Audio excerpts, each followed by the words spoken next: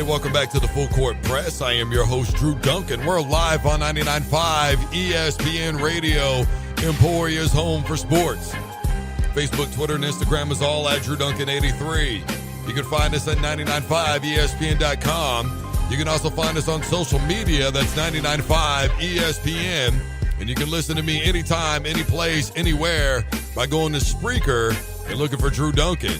You can also take ESPN 99.5 anywhere you go simply by going into your iPhone or Android store and downloading the 99.5 ESPN app. Just type in 99.5 ESPN. Big show to get to, as I made mention of earlier. Still a lot going on. We got Big 12 football to talk about with Texas coming up later. We've got Nashville as the front runner to host the NFL draft next season. Or next NFL draft, I should say.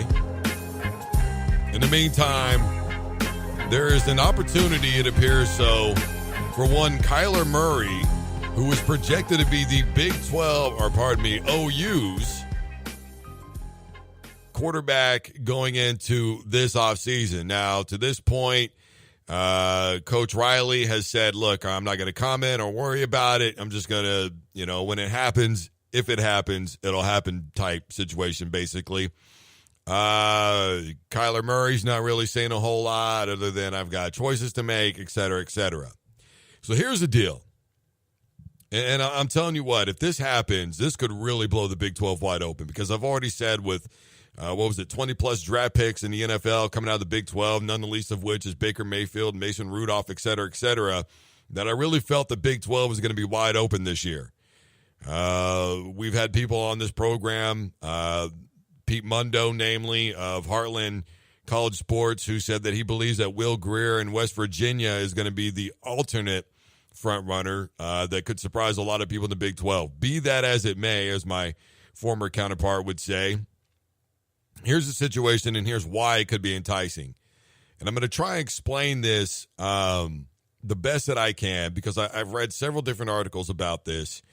In terms of slot picks in the minors, all right? So here's how this works, basically. You have these slot picks, and certain slot picks are assigned certain amounts of money that you can use, basically, for signing bonuses, et cetera, okay? So, for instance, the 36th slot pick in the draft is an automatic $1.88 million signing bonus, and this is per the MLB CBA or collective bargaining agreement. So basically, Kyler Murray, if he went into the MLB draft and he got selected, essentially what could happen is he could be looking at a guaranteed amount of $1.8 million or better or less. As we all know, minor league players generally don't make a lot of money, but the signing bonus would be there and it would be guaranteed money. So already he would be a millionaire, and he'd be in the minor leagues. Now, of course, that's provided that he made it to that particular pick. There is a such thing as undercutting. There is a such thing as other picks that have other designations, okay? But that's just as a for instance. Now, we've known other players that have done stuff like this, right? I mean, I'm sure we all remember that Russell Wilson, instead of going to the NFL, ended up going to the major leagues, went back and played an additional time at college, and then ended up in the NFL with the Seattle Seahawks. John Elway threatened to leave. John Elway threatened to go sign with the New York Yankees when he told Baltimore that they weren't going to sign him. And then, of course, we all know how that ended up working out. They ended up trading him. He goes to Denver. Elway has a great career. Josh Fields was another one that forego his senior year so that way he could go and play baseball. He gave that up. And he was from Oklahoma State. He ended up playing in the MLB. So here's the in and out of this. Kyler Murray has a huge decision that he's got to make. Now, going to the, play baseball, as we've seen obviously with Russell Wilson and a couple of other different guys, that it doesn't necessarily mean that your NFL career is done. Right? I think Brandon Whedon is another name, if I remember correctly, that would be along that line. I think a big part of, and really quick, let me say this just to kind of touch on this. Reese Clark, who is a junior for the OU Sooners, would be more than likely his predecessor. And by the way, Reese Clark, if he gets called to step up to the plate, did not play in 2016, 2017, and he was redshirted in 2015. So he would be coming in as a redshirt junior into this season, not having played at all since his time at OU. So let's think about that for a minute as well. Yeah, do I think Kyler Murray needs to think about the state of OU? To be honest with you, no, I don't think so. I think an athlete needs to make a decision that he feels is best for himself. I think that's first and foremost. Let's get that out of the way. Again, I'm not into dictating other people's careers. So I'm not going to tell somebody what they should or shouldn't do. Would it hurt his stock for baseball if he decided to stay another year? Absolutely it would. Is there any guarantee that he'll be in the NFL draft? Look, at this point, I haven't heard anybody talking about Kyler Murray going to the NFL and being much of anything.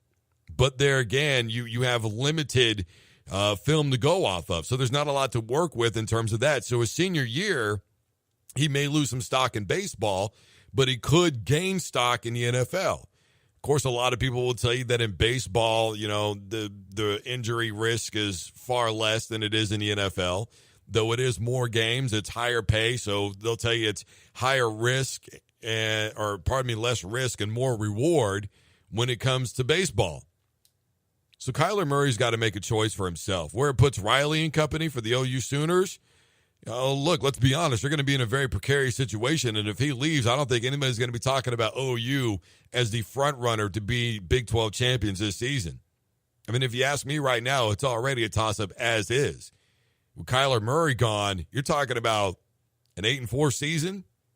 With him there, you're talking 10-2 maybe. So, I mean, this is something that this kid's all going to have to weigh out. Now, we're not going to see this happen until about midsummer, but the point that I'm making is this. If you're OU, you're already potentially prepping Reese Clark and telling him, look, bro, we need you to hit camps a little bit harder. We need you to get some more game time in. We need you to get some more film work in. We need you more practice. I'm starting to run this kid as many drills as I can, because the fact of the matter is if Kyler goes, you are talking about a guy who has yet to play a snap in Division I college football, the Big 12 none the least of which, and you're talking about the complex offenses that the Big 12 has to offer. They light up scoreboards, period. You need an offense that can contest when you're in the Big 12. And I don't know if it's going to happen. I'll be honest about it. No Kyler Murray, it's an 8-4 season. With him, it's 10-2 anyway. So Kyler's going to have to make a choice for himself. What would I do if I was Kyler? If I knew I was going to get $1.8 million and my NFL future was uncertain and I know I could go work on my arm and then circle back around and do another year in college, provided that I don't get an agent, why not? But I think this all circles back around to a far greater issue, and that is the ability to make money while you're in college. And we're going to be talking about that here in a little bit. We're going to hear from, well, not hear from directly, but we've got some great quotes from Nigel Hayes of the Houston Rockets that has a lot to say about this. And I got to tell you, I love his perception on it. This is the Full Court Press. I am your host, Drew Duncan. Facebook, Twitter, and Instagram is all at Drew Duncan 83. You can always call in at 620-343-6143. That's 620-343. We'll be back right after this. Don't you dare touch that dial.